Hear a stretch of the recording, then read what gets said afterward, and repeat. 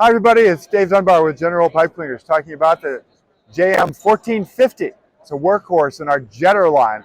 For rental, this is great because it'll work any place that has a 15 amp breaker. You can get underneath that with 1500 PSI, 1.7 gallon a minute flow. What this is perfect for is grease in a small to medium sized line. So let's say you have food service operation, fast food chain, even homeowners with grease in their kitchen sink. This will do a great job on it.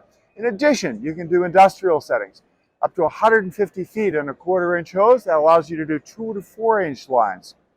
Again, electric, work in a 15 amp environment, very, very durable.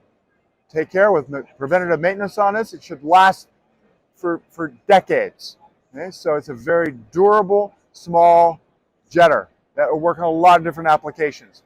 General Pipe Cleaners, the toughest tools down the line.